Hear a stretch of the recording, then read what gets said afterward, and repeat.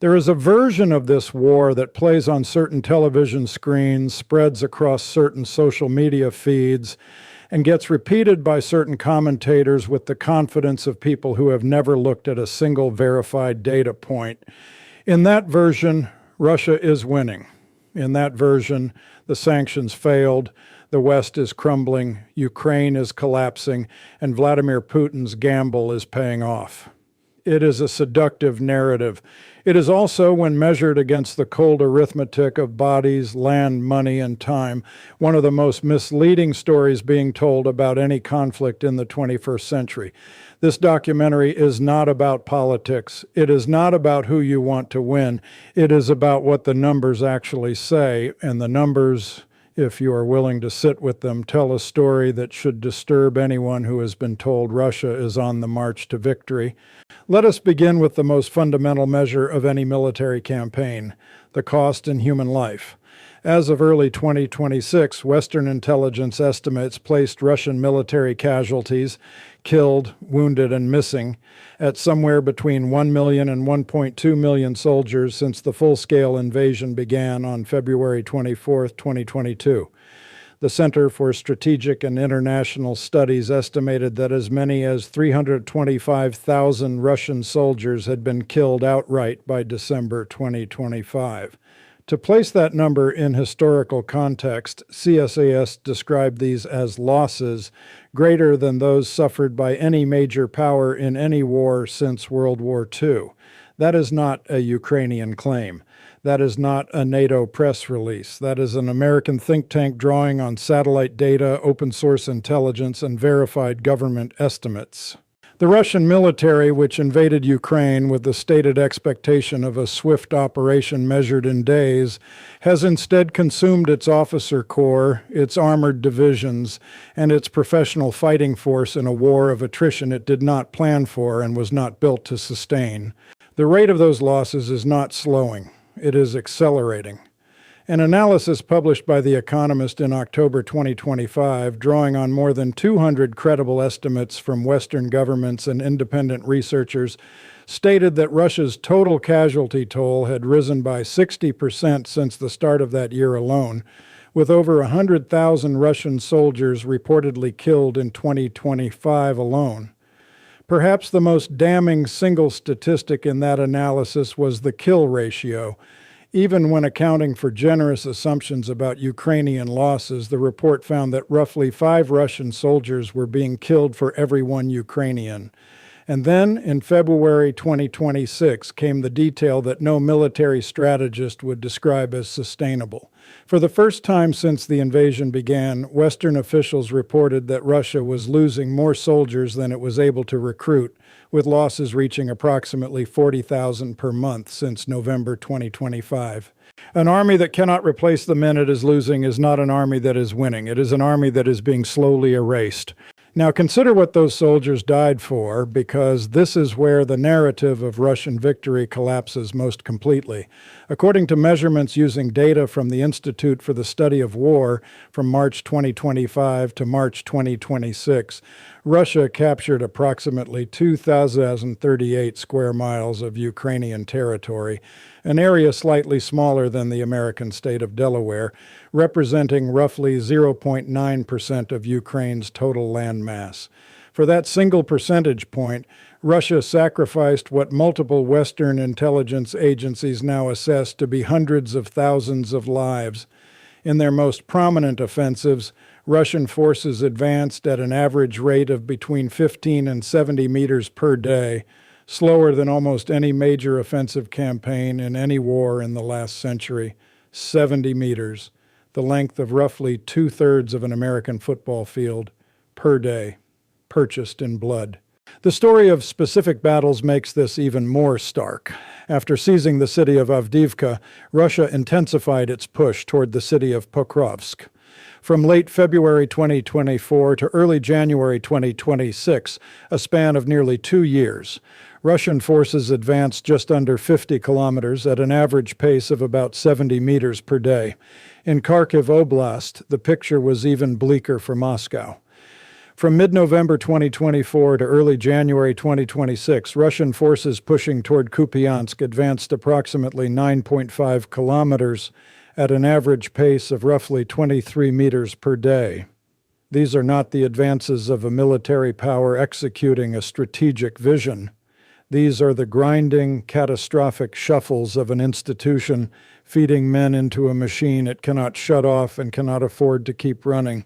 Behind the front lines, something else is fracturing, something that state-controlled Russian television cannot broadcast its way out of.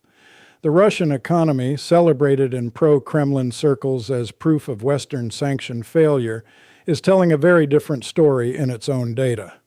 After 2 years of war-driven expansion above 4%, Russia's GDP growth collapsed to approximately 1% in 2025, with analysts expecting the same stagnation to persist into 2026.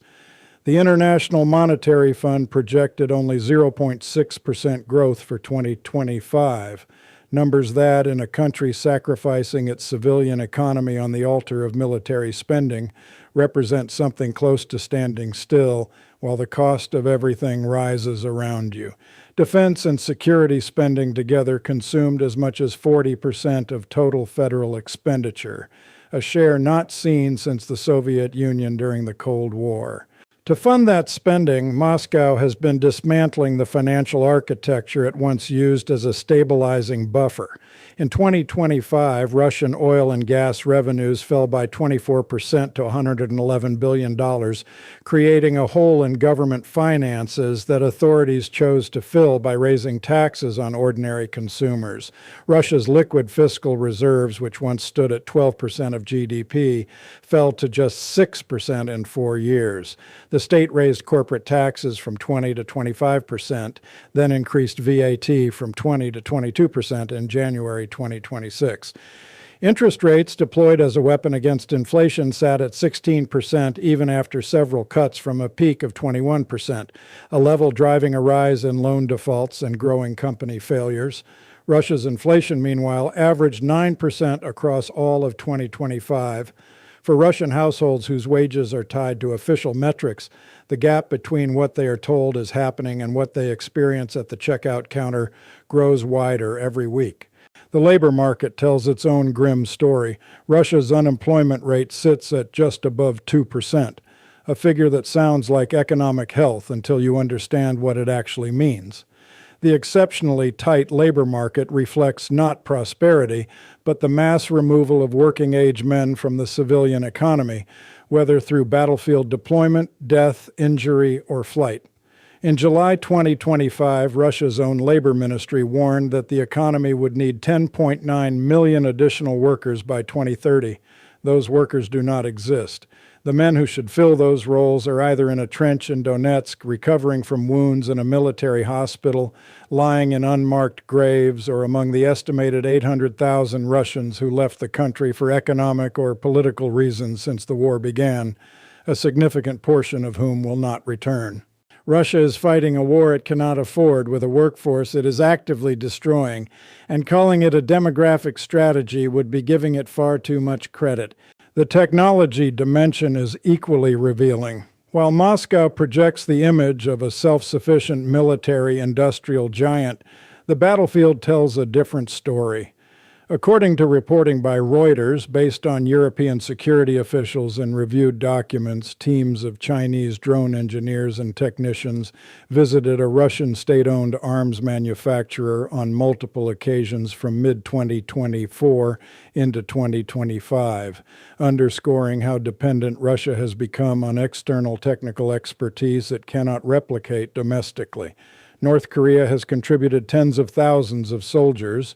Iran has supplied drones. China has become, in the assessment of Western analysts, a critical node in Russia's military supply chain. This is not the posture of a self-sufficient superpower winning a war. This is the posture of a country running out of options and calling in every debt it has. The air campaign, frequently cited as evidence of Russian dominance, also deserves scrutiny. Russia has escalated drone and missile attacks to unprecedented levels, launching what officials described as the largest aerial assault of 2026 in early February of that year, 450 drones, and 71 missiles in a single night. Those strikes left more than 1,170 high-rise buildings in Kyiv without heating and damaged a power plant in Kharkiv beyond repair, leaving 300,000 people without electricity. These are genuine horrors. But they are also evidence of strategic frustration. When ground advances are measured in meters, destroying power grids is what you do when you cannot take territory. And even there, the picture is more complicated than it appears. While Russia tripled the number of drones launched in December 2025 compared to December 2024, Ukraine simultaneously raised its interception rate from 54% to over 82%. Ukraine is learning faster than Russia is adapting. Meanwhile, Ukraine's own long-range drone campaign has quietly accomplished something that rarely makes international headlines. By October 2025, Ukrainian drone strikes had reportedly forced nearly 40% of Russia's oil refining capacity offline, with at least 70% of shutdowns directly linked to these attacks, according to Russian energy market data. Cities inside Russia itself, in Belgorod Oblast, experienced weeks-long power outages caused by Ukrainian strikes in January 2026. Around 100,000 customers in Belgorod were without running water in early February after power surges triggered by Ukrainian airstrikes. Russia is now experiencing inside its own borders a fraction of what it has inflicted on Ukraine, and its domestic infrastructure is struggling to absorb it. None of this is to say that Ukraine has not suffered. The suffering has been immense, documented, and devastating. Millions displaced, cities reduced to rubble, power grids methodically dismantled, thermal capacity destroyed. Ukraine's available electricity generating capacity fell from 33.7 gigawatts at the start of the invasion to approximately 14 gigawatts by January 2026. The human cost is real, and the endurance required of the Ukrainian population is extraordinary. This is not a story about Ukraine winning easily. This is a story about Russia not winning at all. What emerges from the data, the casualty ratios, the territorial math, the economic stagnation, the demographic bleeding, the technological dependency, is the portrait of a military campaign that has consumed vastly more than it has gained, and that shows no structural signs of reversing that calculus. Russia has failed in every prominent offensive over the last 2 years to generate a rapid breakthrough capable of collapsing the Ukrainian front line. Russia's military spending surged to an estimated $149 billion in 2024, yet the territory it controls amounts to approximately 19.3% of Ukraine, most of which was seized in the opening weeks of the war or before 2022 entirely. The incremental gains made since then have come at a price that, measured against any rational strategic calculus, should give pause to anyone still reaching for the word winning. History is not kind to the triumphalist narrative written before the final chapter. Empires have told themselves winning stories while the foundation crumbled beneath them. The question worth asking, the one the numbers demand, is not whether Russia is advancing. It is whether any advance achieved at this price, at this speed, in this economic environment, against this level of resistance, is something that a serious analyst would call a victory. The answer, if you are willing to read the data rather than the propaganda, is no. And that answer, more than any battlefield map, may be the most important strategic fact of our time.